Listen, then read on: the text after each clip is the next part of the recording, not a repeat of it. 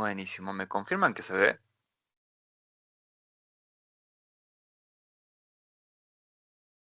Sí, sí, se ve. Sí, sí. Bien, gracias. Bueno, lo que vamos a hacer hoy es este ejercicio de tabla de contingencia. Como les había mencionado antes, recreo, la parte donde ajuste me parece que vieron bastante con Miriam y el ejercicio estaba completo y ya con eso pueden hacer la guía. Obviamente va a haber dudas, principalmente porque van a cambiar las distribuciones. No todo va a ser para ver si es normal. Podemos pedir si es exponencial, si es binomial, si es uniforme, normal. Y esas cosas traen sus particularidades. Pero está bueno que se las encuentren y traigan las dudas la clase que viene. O no se escriban. Ahora lo que vamos a hacer es uno de tabla de contingencias. En la guía tienen 4, si no recuerdo mal. Son más o menos similares a los que venimos viendo hasta ahora de ejercicios. Uno de hacer desde cero, otro contable y completar, y otro que ya está hecho y tienen que volver para atrás. Vamos a comenzar con este, que es desde comenzar desde cero, y vamos repasando todo lo que vimos. Bueno, el ejercicio 1 dice: en una empresa exclusivamente de envíos, se desea evaluar si la clasificación del servicio por parte del usuario depende de la condición del producto que se recibe. Se realizó una muestra de 139 envíos donde se clasificó por puntuación del envío, que está en las filas, y por estado del producto, que está en las columnas. En general siempre vamos a tener estos dos tipos de ítems, ¿no? Uno en el que se pide construir la tabla de frecuencias esperadas bajo H0, armar el criterio de decisión, escribir las hipótesis, todo lo que está alrededor de eso, y otra que es de decidir. Siempre que les pidamos hablar la tabla de frecuencias esperadas bajo H0, es eso que vieron con Miriam, que ahora lo vamos a ver bien, ¿no? Pero es esa tabla que buscamos armar, donde queremos tener las frecuencias esperadas por cada uno, que después comparamos con las observadas para obtener el D cuadrado. Por el contexto del problema, tratamos de traer algo más que no está relacionado con la informática, pero bueno, es bastante del mundo real, ¿no? Imagínense que son, no sé, por ejemplo, pedidos ya que solamente se cargan de hacer deliveries y bueno, ¿qué pasa si el que decidió armar el producto lo hizo mal y no tiene nada de culpa delivery que lo hayan hecho mal? O por ahí no, por ahí sí. Vino en la moto y dio vueltas y toda la pizza quedó desarmada, un desastre. Se dio vuelta. Nada, solamente para que tengamos un contexto un poquito más real, nada más. Bueno, vamos a resolver el ejercicio ahora. Ya acá tenemos bastante información y nos dan qué va a ser también, puede ser que ocurra. Esta es la tabla de frecuencias observadas. ¿Okay? Bueno, ¿cómo empezamos a resolver estos ejercicios? ¿Qué tenemos que hacer primero?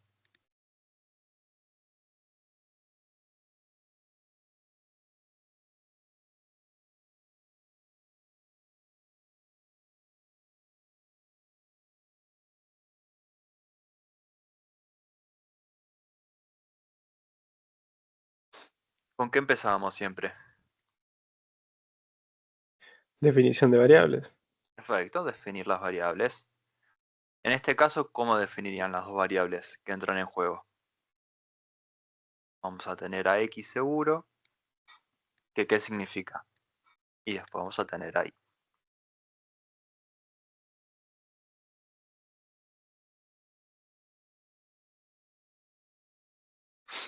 Me acuerdo que una era, a ver, vamos a ver el enunciado de vuelta, que una era las filas, que sería la clasificación o la puntuación del envío, y las columnas estado de producto. Bueno, supongamos que X está en las filas, entonces sería la clasificación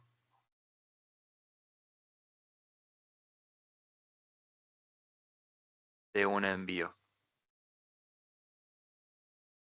Y X sería el estado de, e Y sería el estado del producto. Primero para anotar, ¿qué tipo de variables son estas dos que acabamos de definir? ¿Se acuerdan del parcial que teníamos el primer ítem que era clasifica variables? ¿Cómo la clasificaríamos?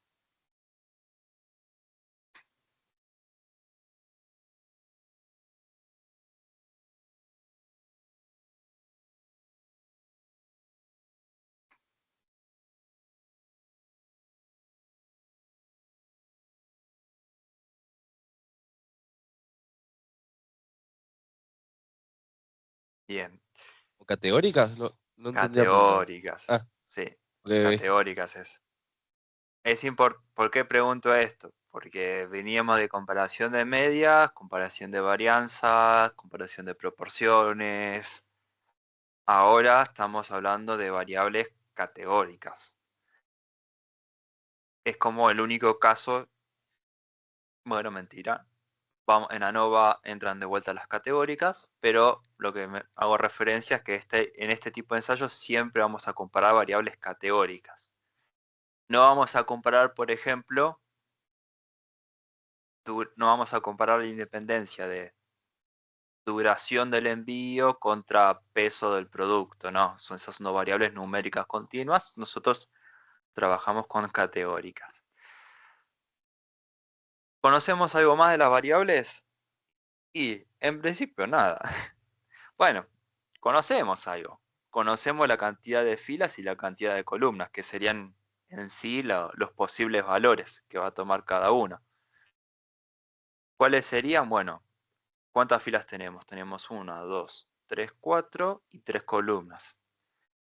Entonces, podríamos decir que tendríamos, no lo voy a llamar n, porque ese está usado, vamos a llamarlo r, que serían 4 filas, y c, que serían 3 columnas.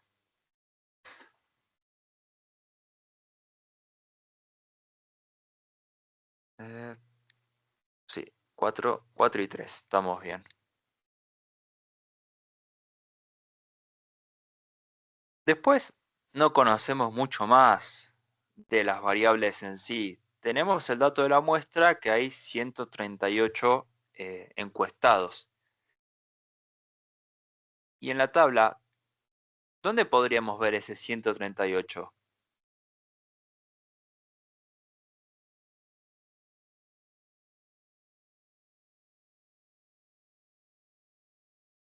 O sea, habría que sumar todo, básicamente. Perfecto. O sea, sumamos todas las celdas posibles y ahí tendríamos que tener ese 138. Podemos agregarlo acá, n es igual a 138. Con esto estamos, ya tenemos las dos variables definidas y tenemos la información de las variables y de la muestra aleatoria. Ahora definamos las hipótesis. ¿Y qué ventaja tenemos de este ensayo como del de bondad de ajuste? Las hipótesis son siempre iguales. ¿Cuáles son las dos hipótesis que entran en juego?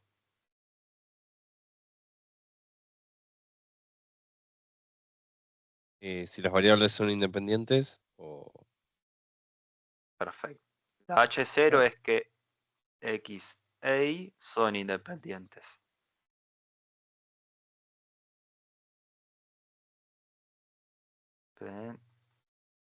Pendientes.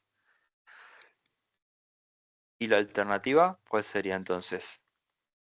X e Y no son independientes. Perfecto. No escriban independientes y dependientes porque uno cuando lo ve es muy fácil de confundirse. Pongan no son independientes. Independientes.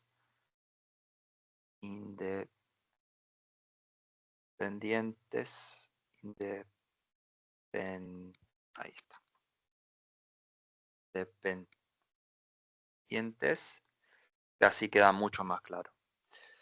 Entonces, nosotros ahora vamos a tener, bueno, no, vamos a definir el estadístico de prueba. ¿Qué estadístico de prueba vamos a usar? ¿Se acuerdan cuál es la cuentita? ¿Y cómo se distribuía y todo? Estadístico de prueba. ¿Qué cuál es? D cuadrado. Muy bien, de cuadrado, que se calcula como La sumatoria de I igual a 1 a R. Y después la sumatoria de J igual a 1 a C. AC Y después, entre paréntesis, F observado de IJ menos F esperado de IJ. ¿Mm? Todo eso al cuadrado. Sobre F esperado de IJ. sobre F esperado de IJ. Muy bien. ¿Por qué tenemos doble sumatoria? Bueno, porque vamos a tener siempre una tabla, una matriz de 2 por 2. Entonces tenemos que recorrer todas las celdas. Entonces, bueno, filas, columnas. Bondad de ajuste es una... vamos a tener una columna para sumar, entonces vamos a recorrer toda la columna. Detalle chiquito, ustedes escriben F esperado menos F observado, es lo mismo que escribir esto. ¿Por qué? Porque al elevar al cuadrado pasa igual. Conceptualmente lo que queremos es la diferencia y al elevarlo al cuadrado, no importa si está negativo o positivo, se pierde el signo y queda todo en positivo. Perfecto. Entonces vamos a usar este estadístico de prueba.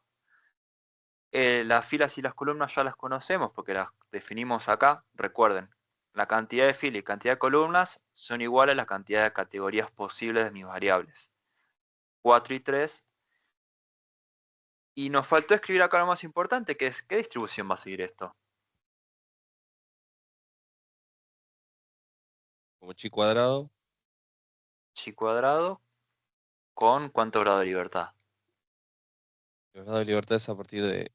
¿cuántas eran las filas? ¿4? Vamos a escribirlo genérico, con R y C. ¿Sí? R menos 1, ¿Sí? menos 1. Sí, R menos 1 por... D menos 1. Bien, Está. perfecto. Listo. Es este estadístico de prueba. Vean que D cuadrado y la chi cuadrado también aparecen en bondad de ajuste. Cambian las cuentas, cambian los grados de libertad. Nada más. Y ahora vamos a completar la tabla. ¿Pero por qué que vamos a completar la tabla? Si siempre hasta ahora lo que hacíamos era ir a marcar la región de rechazo, calcular límite inferior o superior, lo que sea. ¿Y por qué ahora al tener en este tipo de ensayos, primero tenemos que hacer la tabla, en este caso para ver si va a ser válido el ensayo que haga, la muestra aleatoria que tengamos? Recuerden que esperamos que las frecuencias esperadas sean todas, bueno, el 80% de las frecuencias esperadas sea mayor o igual a 5. Porque si no, la muestra no es válida y hay que cambiar la muestra. Y hay que hacer otro ensayo. Lo que vieron con Miriam era que está bueno, es a la tabla que les dieron de frecuencias observadas, acá yo lo tengo, vamos a bajarlo un poquito, vamos a agregarle una fila y una columna. Y esa fila y esa columna va a ser la de totales. ¿Por qué? Porque después es más fácil hacer las cuentas. Entonces acá escribimos tabla de frecuencias observadas. Después de completar esto, vamos a hacer la tabla de frecuencias esperadas, que es lo que vamos a utilizar al final para hacer todas las cuentas. Entonces, ¿qué vamos a completar acá? Bueno, todos los totales. Totales por fila y totales por columnas. Y acá necesitaría ayuda que me vayan cantando todos los números. Sería 20, 13 más 7. Acá tendríamos 40.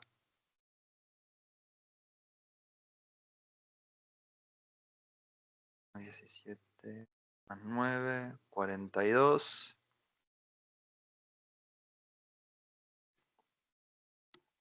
5 más 9 más 10, acá hay 24.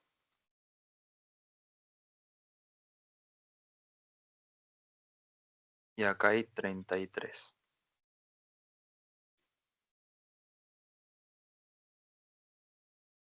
Sí, ¿dónde está esto? Ahí está. Y este total de acá sería la suma de todos los totales por cada valor posible de la variable calificación del envío. ¿Qué cuánto tendría que dar?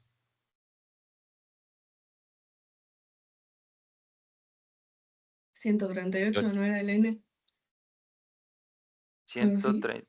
A mí me da 139. ¿Era el N 138? Sí. Una está mal entonces. Perfecto. ¿Por qué está bueno esto? Y porque tengo que verificar de que la cuenta está bien. En mi caso, en una cuenta se ve que le hice mal. Si ustedes lo ven, me dicen. Yo chequeo rápido todas. 32. 5 más 9 más 10. 24.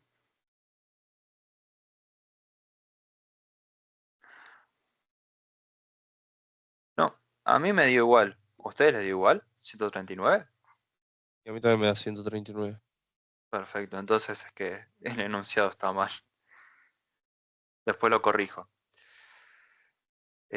Vamos para arriba y vamos a... Entonces el N final, el N no sería 138, sería 139. Después corrijo el enunciado así no hay errores. Y es importante esto porque lo vamos a usar en las cuentas. Bueno, y hacemos lo mismo con las columnas. Si alguno los tiene, me canta. Si no, yo voy a hacer unas cuentas.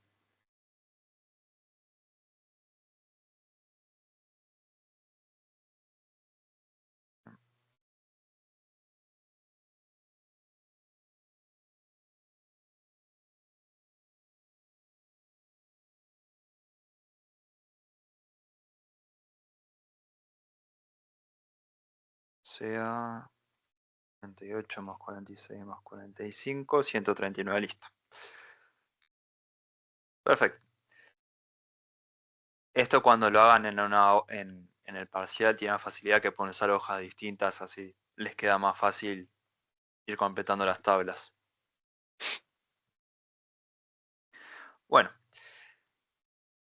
¿por qué hicimos todo esto? Porque ahora vamos a calcular la tabla de frecuencias esperadas, que es lo que me pide el primer ítem, además de las variables y las hipótesis. Entonces, ahora vamos a calcular la tabla de frecuencias esperadas. ¿Y cómo lo vamos a hacer? Bueno, siempre vamos a suponer, ¿sí?, X e Y son independientes. Vamos a suponer que esté ocurriendo independientes, que esté ocurriendo la hipótesis nula. ¿Y qué va a ser la tabla de frecuencias esperadas? Bueno, la verdad va a ser la misma tabla, pero vamos a ver cómo se calcula cada celda. Yo acá lo que hice, vamos un poquito para atrás, es me agarré una tabla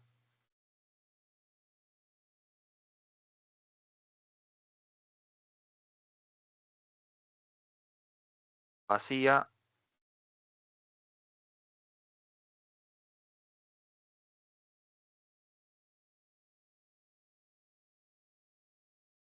Ahí está. Agarré una tabla vacía y la vamos completando acá. Que esta va a ser nuestra tabla de frecuencias esperadas bajo la hipótesis nula. Esta sería tabla de frecuencias esperadas. Frecuencias esperadas. Ahora, ¿cómo calculamos cada celda? Bueno, yo el nombre que le suelo poner a cada celda es E y sub J. E, fila, columna. ¿Se acuerdan qué valor tendría que tener cada celda? E y sub j, ¿a qué va a ser igual?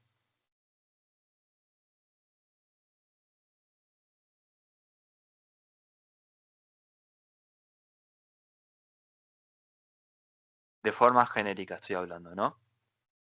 Sin reemplazar por valores todavía.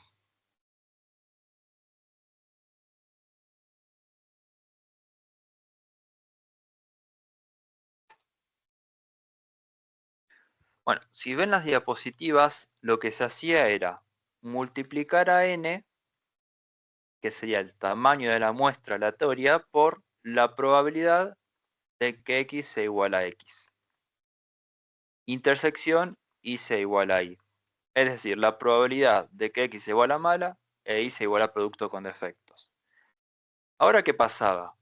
Esta probabilidad conjunta no la tenemos. Entonces, ¿qué hacíamos? Era usar la hipótesis nula. Porque ¿qué pasaba si x e y son independientes? Bueno, bajo la suposición de que x e y son independientes, se podría escribir esta intersección como la probabilidad de que x sea igual a x por la probabilidad de que y sea igual a y. Y esto lo hacemos, bueno, bajo la suposición de h0.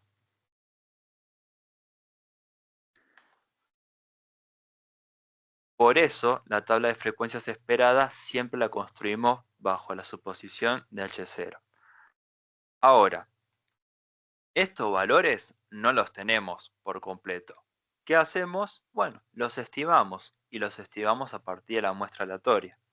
Entonces lo que hacemos es, bueno, en realidad no vamos a calcular el valor real, sino con un estimado, y los estimamos usando la muestra. Ahora, ¿se acuerdan cómo se estimaban estas dos probabilidades?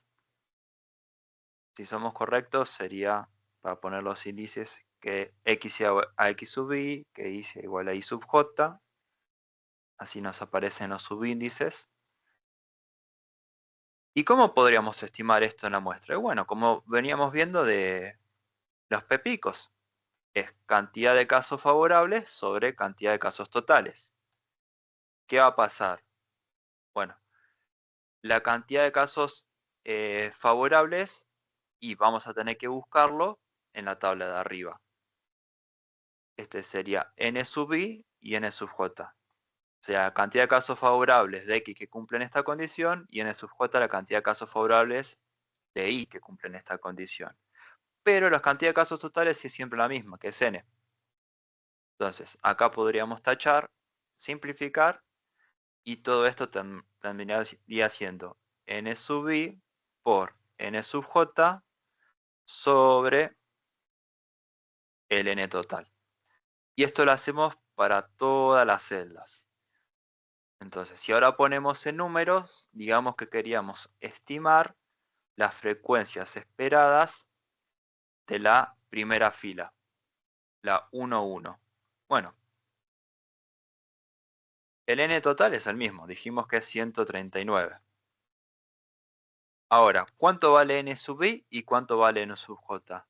Y lo tenemos que buscar en la tabla de frecuencias observadas que le completamos las dos columnas. Vuelvo un poquito para arriba.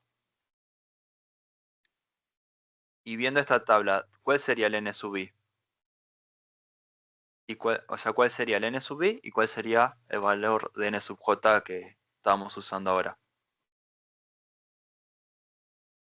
Se tomaba el total, ¿no? Sí. El total, sí, Claro, sería 40, que es la primera fila, por 48. sí, y 48, perfecto. Por eso hicimos los totales. Entonces sería 40 por 48. Y toda esta cuentita a mí me dio, y ustedes me confirman si les dio igual, ya les digo. Bueno, a mí me dio 13,813. Entonces vamos a la tabla de arriba y completamos con este valor. Esto es igual a 13,813. ¿Por qué lo dejamos expresado en cantidad totales? Sí, porque es lo más sencillo para trabajar. ¿Qué podrían haber hecho ustedes? Bueno, usar esta fórmula de acá. O sea, si usan esto o hablan de totales, es lo mismo. Es lo que a ustedes les quede más cómodo.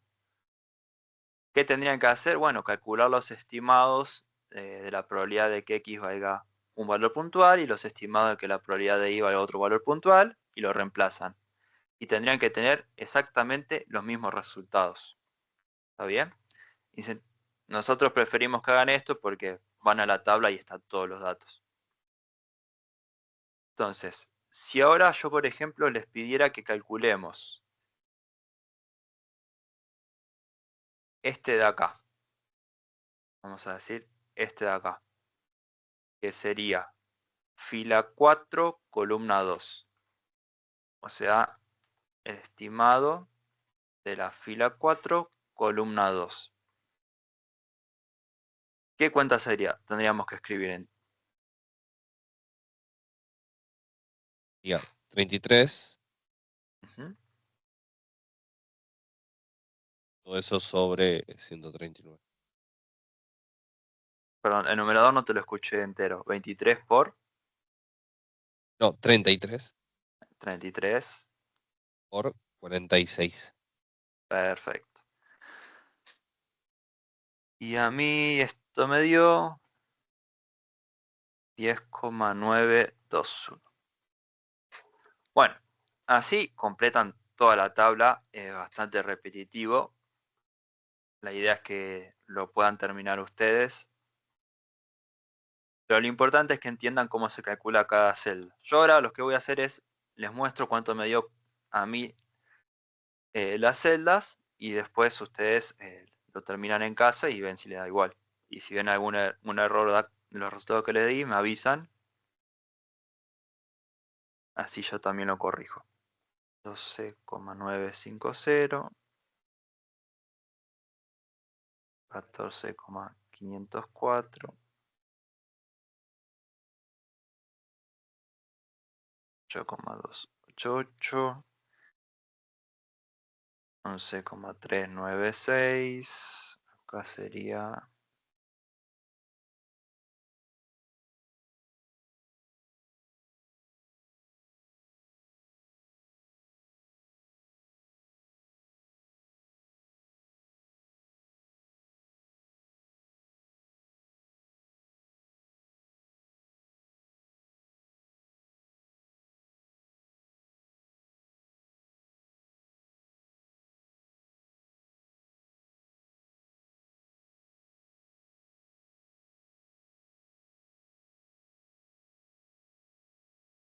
bueno, así me quedan los resultados de la tabla a mí.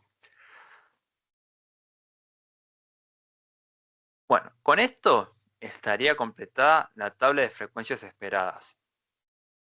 En el parcial que les pedimos, está bien, no me escriban todas las cuentas que hicieron porque puede ser un poco tedioso. Si lo quieren hacer, háganlo, pero me escriban por lo menos un par de cuentas, 2 o 3. Escriban qué están haciendo, cómo lo están calculando. Después, obvio, hacer esta celda es lo mismo que hacer el resto de celda, nada más uno va reemplazando. Con esto tendríamos la tabla de frecuencias esperadas. Ahora, ¿para qué usábamos esta tabla?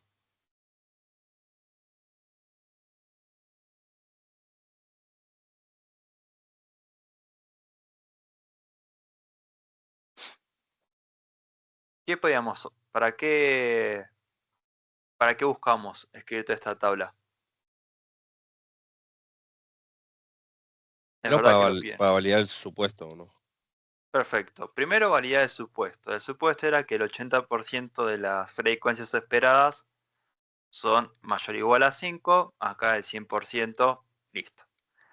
Podemos seguir con el ensayo. Y después, Calculamos el estadístico de prueba. es para calcular el estadístico de prueba. Y bueno, y acá es donde venimos a comparar lo que esperamos con lo que observamos. Entonces, es un choclazo también escribir, vamos a ver algunos términos desde el cuadrado. Recuerden que lo que hacíamos era, vamos fila por columna, celda por celda, y hacemos observado menos esperado al cuadrado sobre el esperado. De vuelta, si son, no sé cuántos son acá, 12 valores, no le vamos a pedir que escriban los 12 términos, pero que escriban un par. Muy importante, el d cuadrado observado, entonces va a ser igual a, y el primer término, el observado fue 20, y el esperado es 13, algo. ¿Listo? Vamos acá abajo y escribimos. Es 20 menos 13,813, todo esto al cuadrado, y lo dividimos por el esperado, 13,813. Ahora, esto es un término.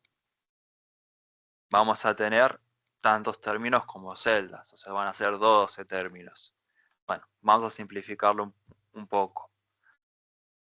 Como todos los términos son iguales, bueno, escribimos el primero y el último, por ejemplo. ¿Y qué escribimos acá? A ver, ¿alguno se anima a decirme qué escribo en el último término? Sería 19 menos 10,683, creo que escribiste. Ahí te digo, 19 menos, sí, 10,683, Al cuadrado todo esto al cuadrado, y lo sobre 10. dividimos por, bien, 10,683. Escriban por lo menos dos términos. También vamos a tratar de que no tengan que hacer tablas de 16 y 12 celdas. Pero bueno, acá estamos practicando. Piensen que esto, si lo hacen en un Excel, es mucho más simple. Obvio, les decimos que si el parcial es en papel, practiquen en papel, aunque después validen con el Excel, con el Infostat. Bueno, y toda esta cuentita, ¿cuánto da? Y a mí me dio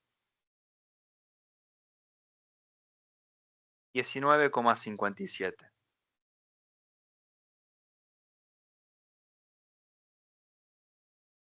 Bueno, ¿y qué decidimos?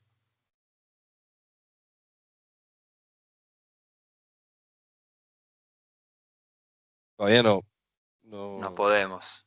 ¿Por Ok. qué? Porque nos falta la región de rechazo. Ojo a eso. En estos ejercicios escribimos primero la tabla esperada, de frecuencias esperadas, pero nos falta, para poder concluir, nos falta tener todo el criterio de decisión. Entonces, vamos a calcular el criterio de, vamos a escribir el criterio de decisión. De decisión. ¿Cómo se hacía? Bueno, primero empezamos dibujando nuestra estadístico de prueba, que en este caso era un h cuadrado, y ya tenemos los grados de libertad. 4 menos 1 por 3 menos 1, te queda 3 por 2, son 6 grados de libertad. Y la h cuadrado era algo así, no era muy linda la h cuadrado, como son la t o la x. Ahora, en base a las hipótesis, ya podríamos plantear, ya podemos plantear, en base a las hipótesis ya podemos delimitar la región de rechazo y no rechazo.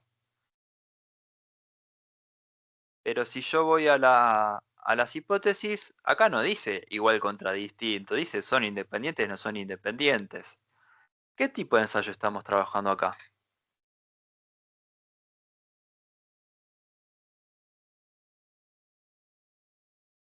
Bueno, Acá habíamos dicho que siempre era la lateral a la derecha. perfecto. Siempre hacemos lateral a derecha, es decir, siempre tenemos un límite superior que del límite superior a la derecha lo que hacemos es rechazar H0, rechazar H0 y del límite superior a la izquierda no rechazábamos.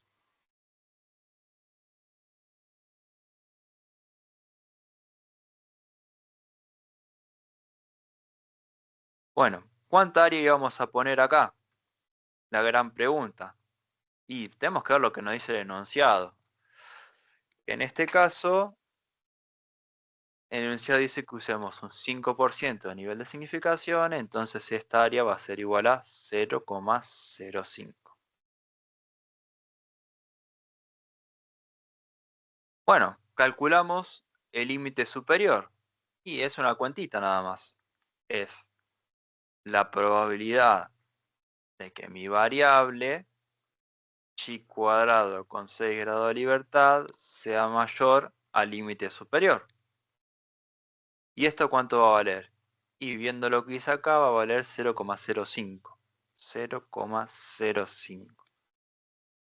Lo que hacemos es ir al Infostat, a las tablas y calculamos un aproximado o el valor tal cual es. Yo acá estoy yendo al Infostat, estoy completando mi chi cuadrado con 6 grados de libertad, probabilidad mayor a que sea 0,05. Y a mí el límite superior me dio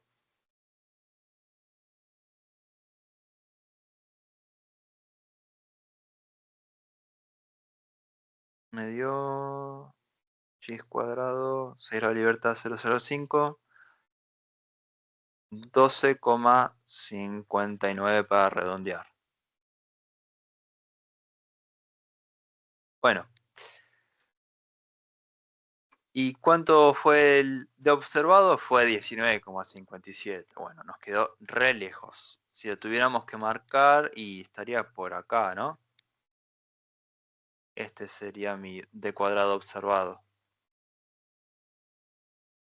Entonces, ¿qué decisión tomamos?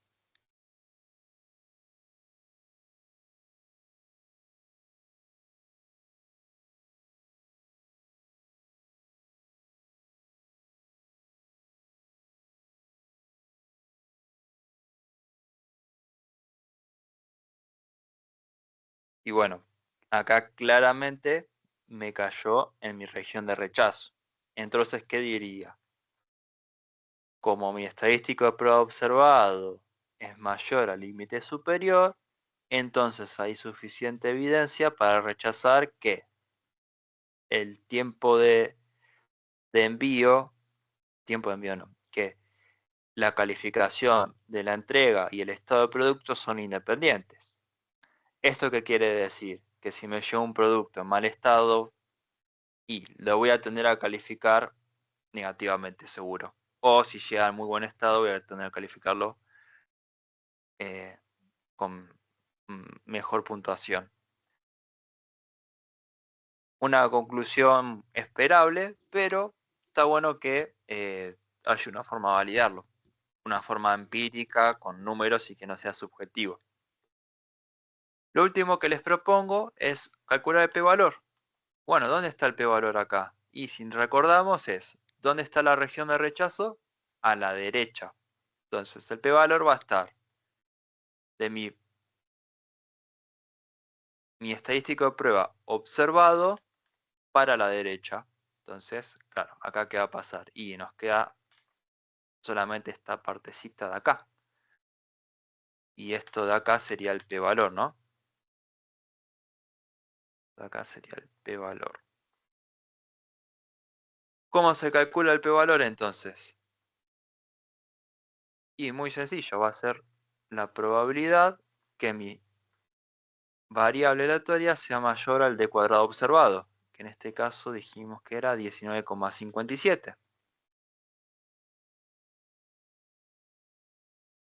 Entonces, esto lo buscamos en nuestro Infostat. 9,57.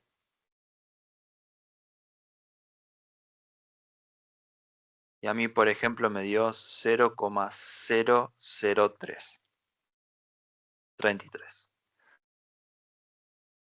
¿Qué conclusión sacamos? Exactamente lo mismo, porque el p-valor es menor al nivel de significación, que era de 0,05. Cosas pros de este tipo de ensayos: las hipótesis son iguales, los límites siempre es una región de rechazo a derecha, o sea, un ensayo de hipótesis unilateral derecho.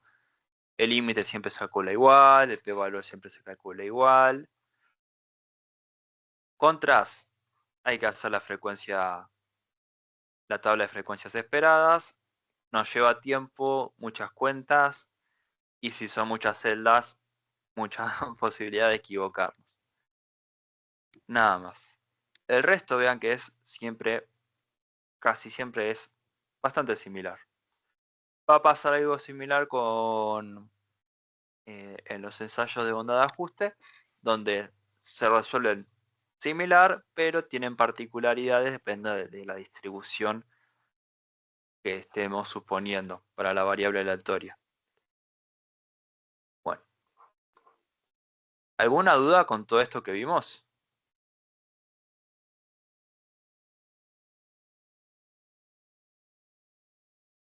¿Algo que quieran que repita?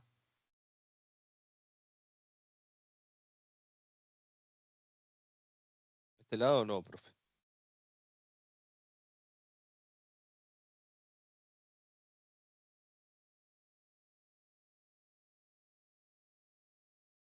Buenísimo.